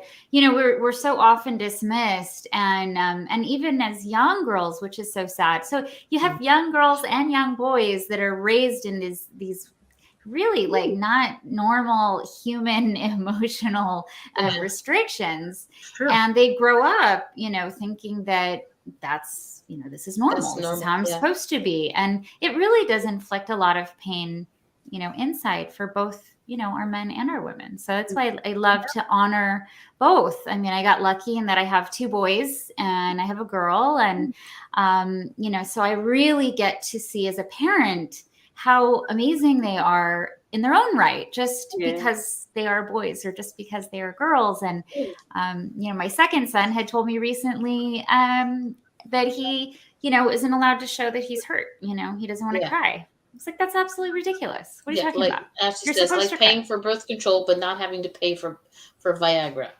Right.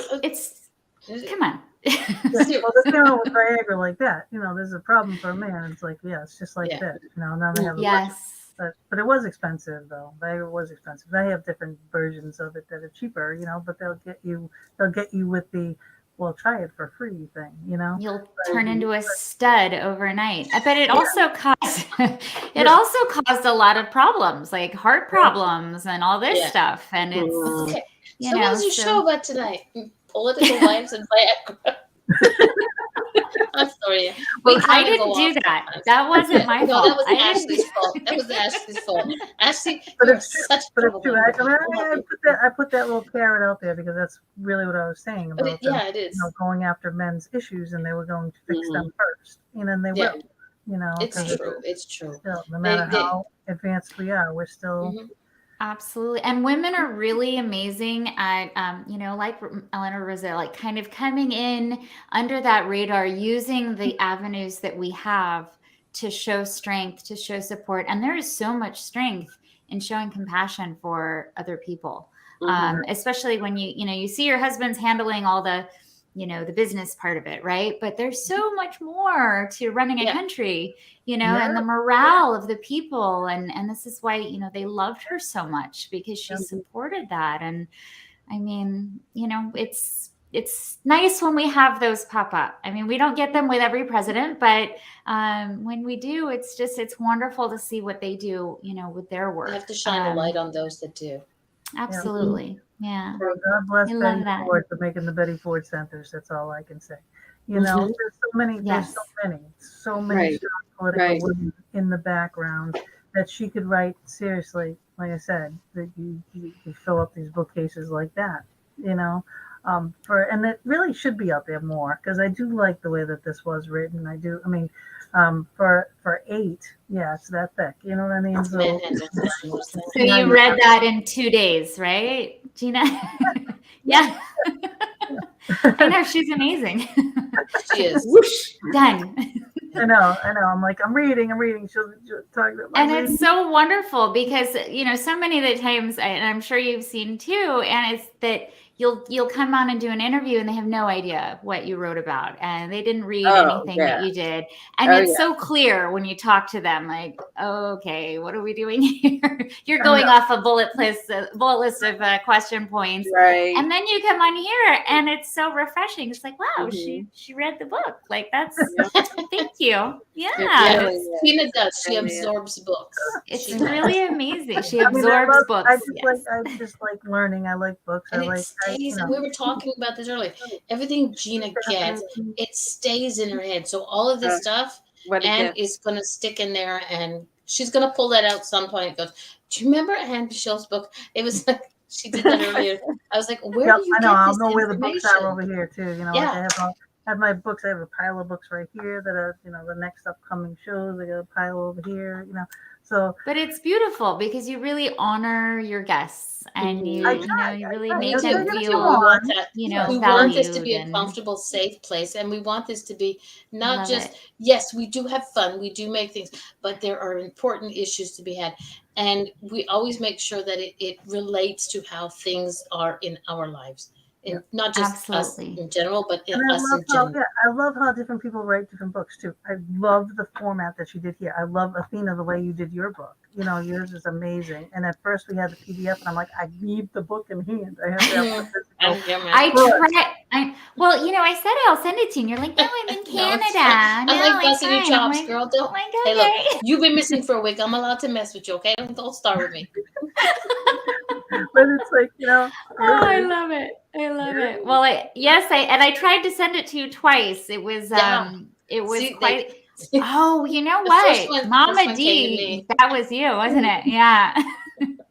yeah, my Truth comes. she sent me a book. Get this, Anne. She sends me a book with a stone in it, a rose quartz. Right. So nice. I get a package. I wish I saved it. Right. An empty package, ripped with grease all over it, saying, "Oh, we apologize." Sometimes this happens. Oh, Here's your delivery. Wait. No, and then an orange strip, no contents. Yeah, and I'm just like, oh my God, What where was was the this point? here in Pennsylvania? Yeah, so it was coming from like California out to here, so I had to go across the country. I guess that was apparently too far. Yeah, because there was so much going on. Well, there were a lot of shipments going on. During COVID, nobody could go out, so there was a lot of deliveries. Somebody now But is it looked vibes like are it getting fell raised. off the conveyor belt and got stuck into something or whatever. It Yeah, but definitely that went in the through. Amazon place, they'd be like, "Ooh, hello." Yeah, but to deliver this They're like dilapidated scanning it. Ooh, there's a crystal. We're gonna take that one. Yeah, that was my first thought. There's my crystal. But apparently someone else must have needed it more than me. So No. That's how it is. But I got the book now. I have it in hand. I'm a happy camper. Yay. Yes. I love it. Thank you. Well, I love being able to come on here and share with you beauties. And I love this show with this goddess energy. I have not actually read your book because I don't have it. And I didn't, I was recovering from surgery, so I wasn't really reading anything. Yes, well, I had a pretty good turnaround. It was not bad, and I'm not a chipmunk, so that was cool. Yeah, you look great. No chipmunk. You're gorgeous. I wasn't sure. No squirrel, but I there's really a do squirrel want to in the read room, that but no book. chipmunks. Oh, I'll Yes. send you one. Let me Yes. know your address and I'll send it. Thank you. I'm happy to support you and purchase it too. But thank you so much, because I really think that it's I love reading about empowered women and women who really make a difference, even though they're maybe not given the platform, but they kind of just, they kind of go in there and take it anyway. Yeah, and gave him the platform, gave him the little hello. But the thing is just to go back to like how she did it, was going back to the queens and one in particular, what she did to make sure that her family legacy will continue, and the way that she did it made such an impact on Anne that this is what she's using to rate all these other women. So they all get a number, right? So they'll get a 6, they'll get an 8, they'll get a 9, they'll get a 10, out of the scale, out of the traits. Elizabeth Woodville. See, now I really want to read it. Now I'm really like, wait. Now and her sister and everything, the family. She brought the family into it. Henry Yates' wife. And she was a widow and had a couple of kids, and she met the guy who's going to become Edward the Fourth. Yeah, Edward the Fourth. And he just fell in love with her. And this was at a time when normally these royal marriages, you get somebody from England to marry somebody from Spain so that the families could rule over this. Everything was arranged. And no, this couple fell in love. And she had like 10 brothers and sisters, and she got them all jobs at court and, Wow. positions. And so she really used the marriage to elevate herself and her whole family. And she is the grandmother of Henry VIII, I think. And the seventh, or is her someone else married into, was the Right. wife of right. Henry. And they established the Tudor dynasty that way. And that was Henry VIII Incredible. and Elizabeth I, and this Yeah, so that's all her. ruling. I mean, all of this wouldn't have happened if it had not been for her inserting, putting herself out there in a time then where Especially. Didn't happen. are not coming forward. Especially. Putting Yeah. your family first and putting your family in all these high power positions. Oh, yeah. So she really made a legacy. I mean, they could not have been a more perfect person to pick to have all these other women modeled after. Exactly. No. Thanks. She was known as the White Queen. Yeah. In the history, War of the Roses, there was a red rose and a white rose. So that's what she was known as. Really fascinating. Love that. You'll like the book. You will definitely like the book. I think everybody's going to really like the book. I Yes. mean, anybody who likes to read, even people who don't like to read, are going to like reading this book. And the thing is, I'm not a super reader either, but I'm like, okay, fine. You're like, oh, maybe I will check that one out. Here it is. Yeah. Oh, there we go. There we go. It's at Amazon. It's at Barnes and Noble. People, get off your tuchuses and go support. And when you do, make sure you write a good review. Because if you don't, I will Yes. find you. And Reviews are good. Reviews are good. Great to have. Yes, the Anne's reviews going, are oh, so McKay, important. now we know Yes. what Mama D is all about. She's a bully. What I do with a smile. And I Write a wear it review. right. Write a review of us in our comment section after the show's over. Yes. Yes. I mean, the comments are so wonderful, and it takes a second, and then that really just it not only supports the author or the podcast or the show or whatever it is you're doing, but it elevates the ratings so that other people can see it. So if you like something, I mean, even if you just put a little tiny it's great, or I love this. It is enough to boost something. Yeah, I mean, anything. It does. It boosts the algorithms. the algorithm, right? Of of Amazon, of YouTube, of all these different platforms where people are. So just for anybody who is wondering how to support people that you love out in the world, this is one of the ways. So authors, one short sentence, short and sweet. Doesn't have to be and I mean, I love emojis too, so I mean those work for me. But it's emojis. It really helps support. That they've written just in emojis. Don't even start, child. Let's put my kids in charge of that. They'll totally handle it. There you go. Wilhelmina's the queen of emojis. That as well. Oh God. But all right, I love it. I know you probably have I will let you get back to it. Yes, I didn't want to take all of your time, but thank you so much for having me back on your show. And it is, always a blessing to be with you. And I love you all. And thank you, Anne, again for your beautiful book. Nice and I can't wait to get started reading it. Thank you. Likewise. Thank you. All right, I'll see you all next week. week. Next week is St. Patty's Day. St. Patty's Day. So you're on vacation. You got a day off again. I'm Irish. It's the little bit of Irish I've got. Yes. There you go. So you can tell you're allowed. I love it. Well, enjoy. Yes. In 2 weeks. Okay. I'll see you in 2 weeks then. Okay. Bye. Bye. I won't pull you down. I love that girl. Don't you just love her? I just love her. Very interesting person. She is. She is the jewel in our show. She was a guest on our show, just like you would, and she just sort of fit in. And Gina was like, "How about?" And she went, "Okay," and we were like, "Yep, there we go." She's the little sister. That was smart. That was good. Very. She always finds the perfect crystal to go with the book or the person or whatever we're talking about at that moment in time. The show, she finds the perfect one. Nice. Always. It's great. And tonight I think she picked another perfect one. And she did bring up a couple cool points. I mean, especially like the hormones and the PMS and everything else too. The women's issues, what they have to deal with. It's just crazy. Yeah. But But to get more like back on track and back a serious thing, there was a good question because we always get a list of questions and we tend to like have a show have a mind of its own. But there are a few on here that I really love, and I like number 13. I'm going to do 14. Of course. Which couples have the most have been most effective at putting the scandals behind them? That I think is a really good question.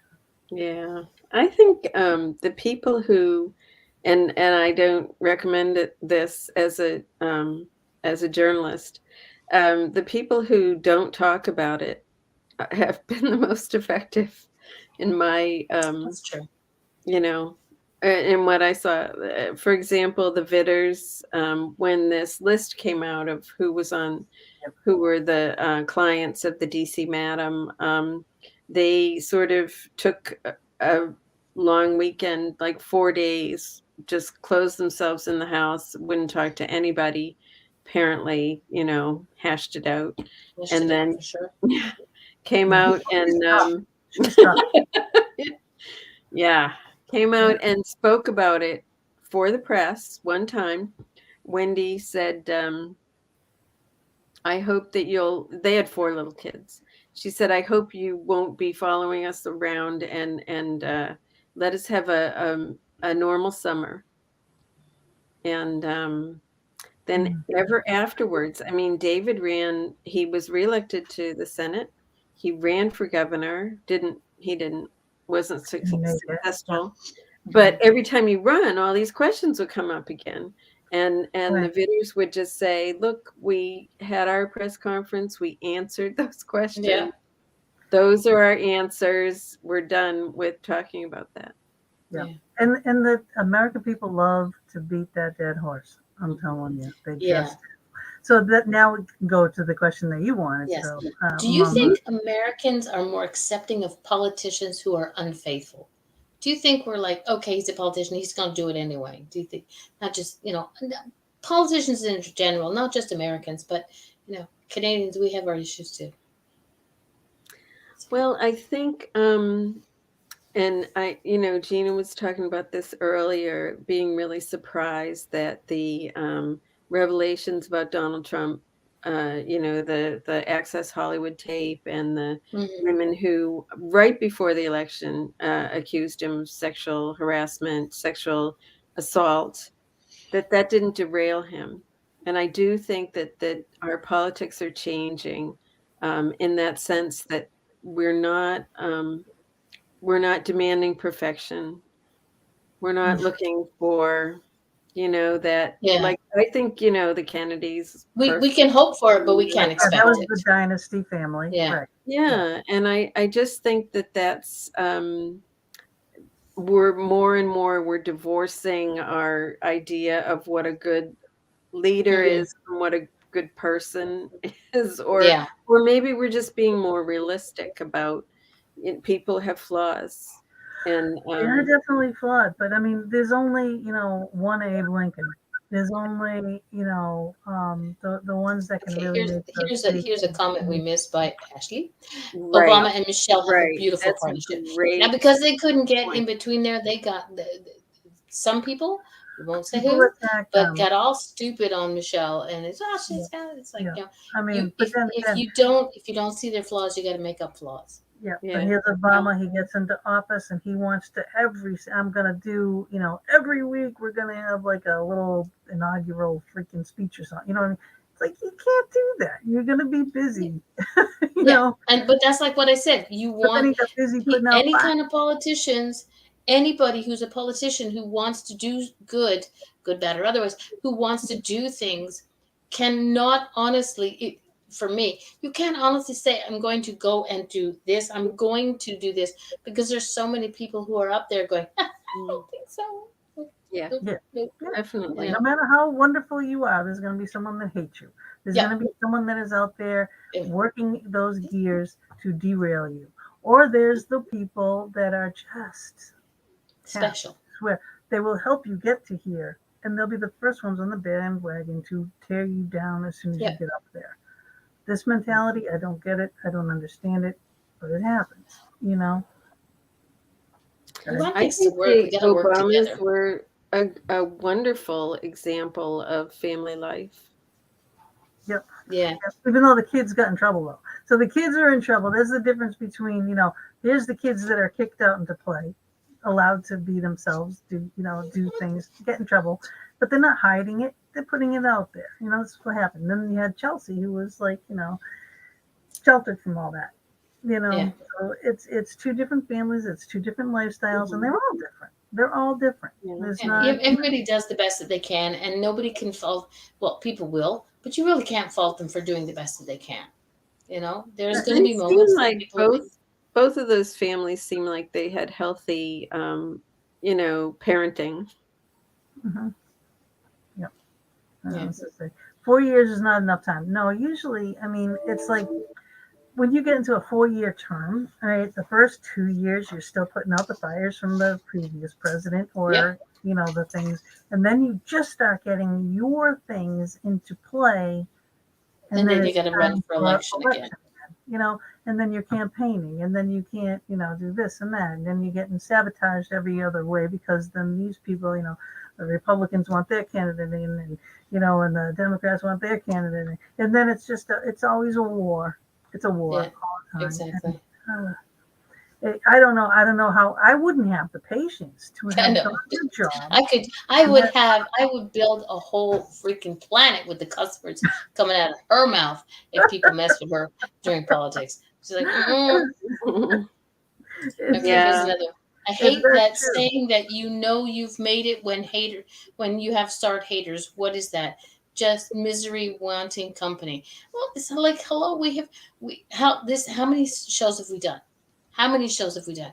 And I don't think, sorry guys, Onyx wants to make his appearance. Hello, see you, pet friendly. It's like, oh my god, we're too. But we never have idiots like I've been blocking tonight in our showroom, in our chat room. But tonight, for some reason, hey, you know what? We have an idiot in the chat room quite a bit. That means we're getting there. We're becoming big. Woohoo! Onyx, you have a following. It's like, yeah, Yep, whatever. it's all Onyx. It's not us. We have nothing to do with it. But yeah, we do our best. We do our best just like they do. But seriously, I gotta give you praise, for being in that arena, and as long as you have that. Yeah, that's a difficult. Issues. In the political arena, but being a woman, politician, sorry about that. Oh, bite my tongue. Reporter, Yeah. getting into all this stuff, because I'm sure you had issues with people going, well, why are you writing this? Who cares? Yeah. It's like, I mean, even it's funny when I was doing these podcasts for last fall, mostly after the book came out, I would have it was back-to-back nights or maybe just one night in between, and I had one person who just couldn't let go of criticizing Hillary, and then I had another person who was just adamant against Trump, and Melania Trump, I think. And Mhm. it was just like, I think this topic brings out a lot of angry feelings. Yeah, because again, a lot of people are thinking, it's about politics, but this is not about politics. This book is about amazing women and the stuff that they had to put up with, and they married people who political aspects were totally opposite to each other, meaning Melania and Hillary, but they still, and some people can't see the difference. So that's one of the things we like about what we do with our show is we make sure that no matter who's on here, whether we agree with you or not, and not saying we don't agree with you, we love your book, but we've had people on here who were like, it took everything in Gina and I to be, behave ourselves, but we still make sure that they felt safe and comfortable here and they had a platform to share. And this is what we don't disrespect anybody, and we will not have anybody in our chat room to disrespect you. So if there Well, is, I have a question for you, and it's something that came up when I was listening to Athena. She said she wants to read about amazing women, and I'm not really sure that the book is inspiring in that sense. I think it is. It just I depends on, think well, for me, it that's depends on the way you look at strong-willed it. women. No matter what their rating is on your scale there, it's Yeah. still strong-willed women. They had cojones to get out there and do what they did and stand behind that man. Because I'll tell you one thing, there's no way in hell I would. Yeah. You know, I would be like, hey, you know what? You're the one Later who for you. made Yeah. this mess. You go out and deal with it. And I am going to be back here. And yeah, I'll have my own interviews and explain, hey, well, he was out screwing around with hookers, right? Yeah. I'm over here and I'm trying to establish, a children's foundation, right? The Children for Children Foundation that was established. Okay. I'm trying to establish this. I am trying to do good. Okay. So you can't put whatever you did on me. Okay? I won't allow it. I will not allow it. But I will not stand for it either. I won't condone it. I won't approve of it. And I could not publicly stand by a man that did that to me. Yeah. I don't understand it either, really. So these are strong women, and because I think maybe because it's like I'm gonna just use for those people who lose members of their family and they're mediums and psychics, and they cannot figure out why their family member is not coming to see them after they've passed because they're too close to it. You're too close to it. This is your child. It's the second child, but it's still your child. So you're seeing it through your eyes. When somebody else sees it, they see something that you may not. We see that you're showing the strengths of these amazing women. And so that's how we're going to portray it. Yes. Did they have flaws? Were they perfect? No. Are there going to be some people out there who are going to go, I don't see them. It doesn't matter. Everybody's going to see 10 bakers are going to bake a cake. They got all the same ingredients there. Everyone is going to taste differently. Everybody who reads your book is going to see it differently. Yeah. But in general, I think that Gina and I agree that these are amazingly strong women. I mean, look what Mrs. Roosevelt did. Like you said, she went out and she started after she read those letters, she was like, and she went out and she grew a pair of cojones, as Gina likes to say, and she went out there and she did something that started the ball rolling, and I think you're amazing women, amazing book, amazing author, and I'm shutting up now. I think it's all amazing. Well, thank you. I don't want to, I guess I definitely, when writing it, I felt admiration for these women, but I wondered if that came across, I guess. I think so. I think it did. I think so. I mean, I'm all for women in business and women in power anyway. Yes. That's been my whole life, but yes, I think you picked great women. But again, like I said earlier, I really think this format should be done for every president, wife, and family. I would buy that series. I would absolutely buy that series, especially if you wrote it, because I love the way that you did it. So you're getting the background of the woman, you're getting the background of the man, you're getting right, yeah. This, and then you can understand more. A lot of times people vote, they go out to vote, they don't even know who the hell they're voting for. They don't look into their background. They don't see who these people are. They're like, well, this is my candidate, and I'm or you don't have a choice. You get a Democrat or a Republican thing, and it's like everything comes up Democrat or Republican. It's like, hey, I want to pick people. I want to pick the right person for the job, whatever party they're on. I think right now we should get rid of parties. I seriously do. I think we should just start electing people, because the parties are half of the freaking problem. It really is. It's like, well, my party this and my party that. Well, what about this person this and this person that? Now we're supposed to be doing this for the good of all of us. Yeah. For our country, for globally, for look at what's going on in this world. I mean, it is just out of control. I like Ashley's comment that you popped up there before. In case anyone needs to know, this book is available on Canadian Amazon. So Amazon.ca, we can get the book. And because sometimes we can't Right. get the books in Amazon.ca. But like she said, in this one, we win. And a lot of great reviews. Thank you, Ashley. Yay. And let me put up that picture She's too my again. cotton candy girl. Thank There you you. go. So there's the book bigger, and it's on Amazon, Barnes & Noble, BN.com. That's her website, www.anne, A-N-N-E, Michaud, Michaud.com, right? And then you can find her on all the And Gina, social media links. Yes, Gina, ma'am. I'm gonna put you to work here.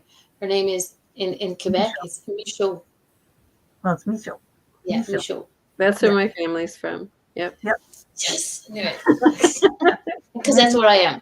Couple generations back, but That's okay. You're still in it. There's still that French Canadian blood running through your veins. that's right. Might be a teeny tiny drop, but it's there. See, that's why I like you so much. All right. So anyway, now I'm gonna get back and reel us back in again. Because we only have 10 minutes left. Oh So, wow, yeah. all right. Besides the political things, what other things did you used to cover as a journalist? I've covered business and written a lot about mental illness and how to be a little bit more thoughtful. I was really upset about all the shootings, mostly starting with the Sandy Hook. Yeah. And just started taking a look at who the people were and their motivations for doing these things. And there was one in particular, I think his name was Elliot Rodger. And he might have been, I think he was the guy who did the shooting in the movie theater in Colorado. Oh my goodness, that's right. I forgot about that one. So. And I like the way you think. Isn't that sad about that you forget about that one thing? Because there's so many. Yeah. He had, he told people, the police went to his apartment and then he sort of, they left. And so I just felt like, too bad they didn't have a mental health professional there and, somebody who could really see the signs. So anyway, I've written a lot about that. Wow, that's fascinating. That's so true because there's a lot of chemically imbalanced people in the world, and they're either medicated for the wrong mental illness, or children are medicated like that. The parents are like, oh, they're unruly. Oh, well, they have ADD. They give them this, and walk out the door. It's like, did you even talk to that child? Did you look at that child for more than 2 minutes? Right? And so, there's a big reform that needs to be done there too. Oh yeah, I can remember one of my sons. His teachers kept saying, "Oh, he needs to be on Ritalin, and he's got it." I was like, we took him to the pediatrician. The pediatrician sat down, and he see them. This is the man who was there when he came out. This is match. This So he's like, no, he's like hyper, but let's work with food. Let's work on focusing his energies, and we did that, and he was fine. But the teachers still went, "Is he on Ritalin?" No. Well, a lot of times, they just don't want to deal with it. You know what I mean? Yeah. They want to No, major props to teachers. I think their job is definitely one of the hardest, most difficult things to do is like police officers, firefighters, all those. Yeah. I think teachers are in there because I'm sorry, I could not be in a room with 35 screaming children, and some of the shit that comes out of their mouths. It's like, I want to go smack your mother. I always wanted to teach kids art. That you could do. But still, the attitude on some of these children sometimes are like, I have a really good friend. She does yard monitor. She's not a teacher. She's daycare, and but some of the stuff that comes out of the kids' mouths towards her, full grown woman, this child says some stuff, and I'd be like, how did you not reach Well, out and that's smack his children. mother Yeah, when she picked up children. that child? Children having children. Seriously. Yeah, Yeah. children having children, not knowing what to do with them once they get them. You know. Yeah, My exactly. daughter's working in a daycare. She works with 2-year-olds, and Oh. she is just loving it. Oh yeah, this is She when they're she this is thinks the they're a perfect food. time. Yeah. Yeah. My grandson's 3, and he just finally moved up here, back up. He was in West Virginia, now he's in Connecticut. And I went to see my daughter, and we went to pick him up at daycare, and we were like looking in the window, watching him. He was so good in there. He was so good. It was It's like this so little- biased. It's adorable. I love you. Oh yeah, he's just Yeah. the best. You know. I'll But- get pictures when she goes to see him. I'll get pictures going, doop, doop, doop, and this is curly little blonde-headed. Curly. Oh my god, I love the curls. But he's a good kid. But to watch them in that, that class and Yeah. stuff, it's great. When they get a little bit older, yeah, hot in schools and certain Tough. areas, It is. it's tough. I mean, when you have to walk through a metal detector to go to school, that's hard. That's crazy. difficult. Yeah. Yeah, that's crazy. Just from the walking through the door, let alone get through the day alive. Mhm. Right? Exactly. So that's the time, and that's kind of like what that question was about there. That 13 question there that you said. Are we becoming more accepting of politicians or unfaithful? Are we becoming more acceptable to all these bad behaviors? Yeah. To all this stuff. Are we desensitized to all of this because of what? Media, movies, And the thing is, we only see, like, up here in Canada, we only see the negative. Like, for example, the shootings and whatnot that happened. Up here is in Dawson College. Some crazy nut job went and shot the technical, all the women from the technical college because he didn't think women should be in that. Da, da, da. You know what? It's kind of like over, but you don't hear much about afterwards. And these women that survived, the things that they're doing to help, get better, they don't advertise it as much as they did that. What, Mr. Arthur? Talk about a cop. There we go. Thank you. They don't advertise as much and as forceful as they did the wrongs that they do, the rights that happen. Yep. And this is a great point right here. One of the hardest parts of being a parent is my child going to school and learning from other kids things that they're not taught, that they're taught by their parents. So they're learning these things, these behaviors, these words, these whatever in school because you could have the best parents in the world. Exactly. I raised my children one way, you raise your children another way, and it's you have like Larry and Shemp bringing up this one, and you got it's very, very true. So it's tough. I mean, I don't. The times now are so different. Oh yeah.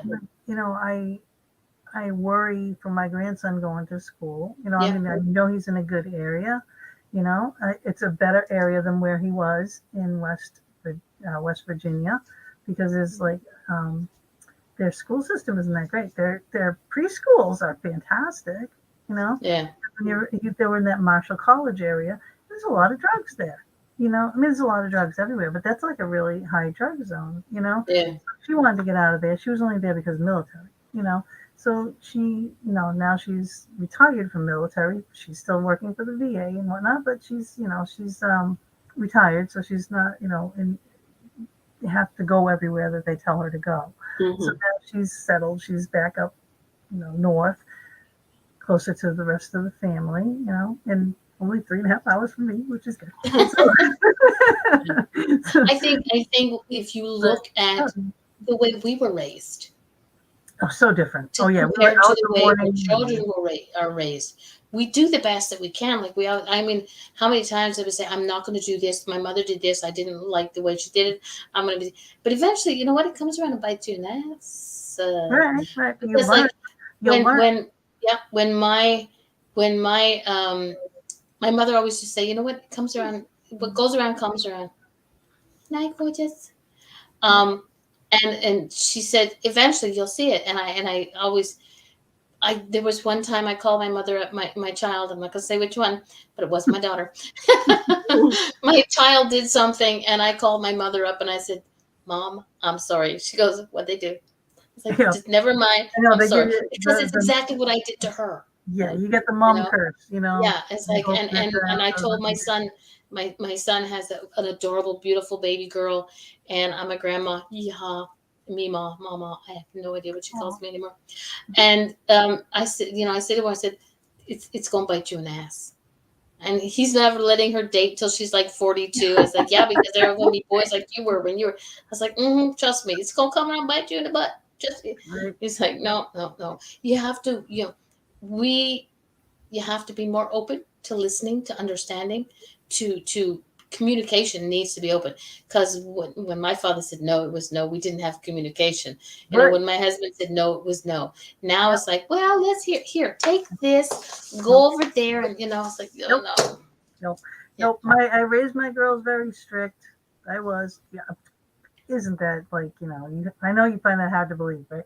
But I raised my girls very strict, and they're both very strong, independent women, right? Total opposites, but very both independent, strong, totally take care of themselves, are out there in the world, I mean, I take them into play, watch them, to step in if you have to, but otherwise they were out there, and they learned. And, they're not going to learn if you stop before they fail all the time.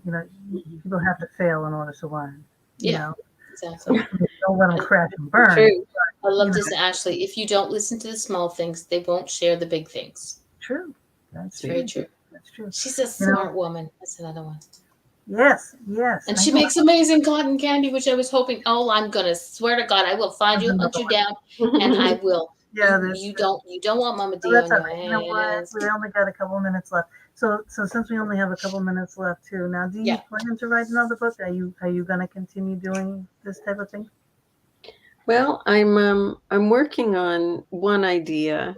It's about I found when I was researching the Roosevelts, one of the sons, Elliot, tried to have his fourth wife committed to a mental institution, so he could take her money and marry wife number 5. Wow. Okay. And so I thought, movies made over things like that. And apparently, rich people in the past did this sort of thing to, disinherit somebody, or so I'm sort of interested in digging into that some more and exploring those stories. I think. Let us know. Keep us in mind. Love it. If you do it, you must let us know. Yes. All right. I will try to book you closer to your release date. We book a year in advance. Like right now, I'm booking in December. Yeah. Wow, that's amazing. That's good for you, though. Yeah, but I mean, it's like, I wish. Yeah, but we still have times where we have guests that we would like you. We would have loved to have you on closer to release date. We have, so it's like, okay, we're gonna. Okay, when is your book coming out? Because we'll book you now. Give us an idea. 2024. Okay, wait a minute. Here we go. Are you a fast writer? Gina be like, Darlene, you're gonna keep doing this for years to come. Yeah. No, but she does do a lot of seriously, because she's a journalist. In the back of the book, right, it has all of her references. There's a huge section on all of the references of the books that they've written and where she's getting the information from. So it's all here. So you know that she's doing a ton of research, a ton of all that. So, it's not like, this isn't a book like you just sit down and you just write it. I mean, you have to have the facts behind what you're writing. So it's a little different than a lot of the other books that we have. This one. Anne is the kind of woman you just want to spend the weekend in her presence, like a quiet beach house, just absorbing and digesting bits of perspective. I have a feeling you will take a lot, even this in the shadow of her silence. Oh, yes. Nice.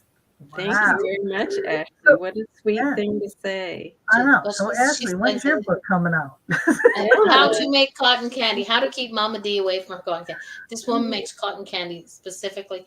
Oh, okay. That's I can't. So cool. I could eat it all. I came home one day with 4 buckets and I ate them all. Yeah, and I can't get any because I'm in the States. All right. She loves that. I knew.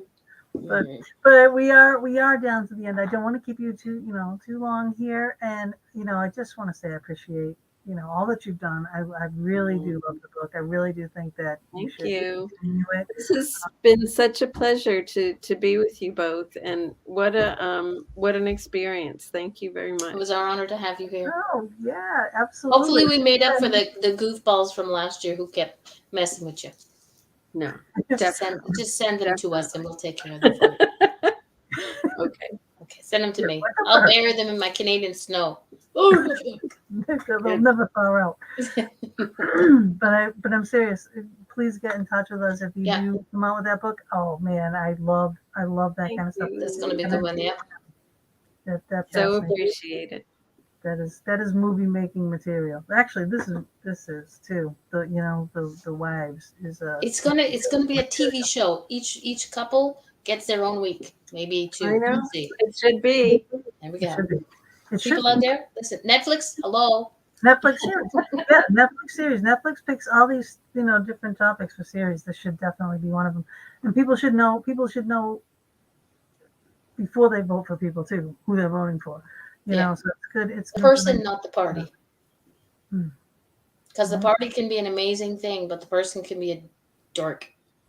You need to know something about the person's character. It's important. Absolutely. Exactly.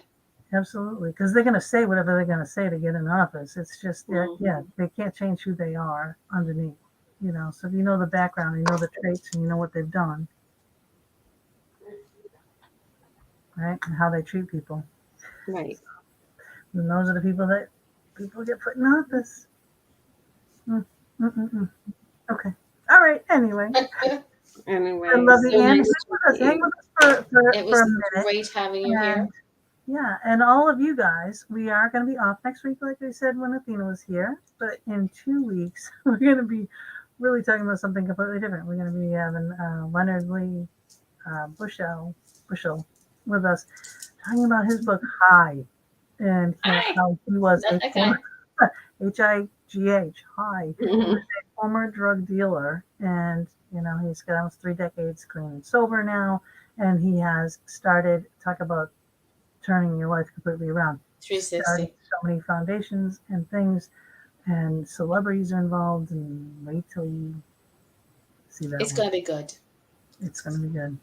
All right. So ciao for now. We'll see you in 2 weeks. Bye, everyone. We'll see you in a couple of weeks. Thank you, Anne. You're awesome. Thank you.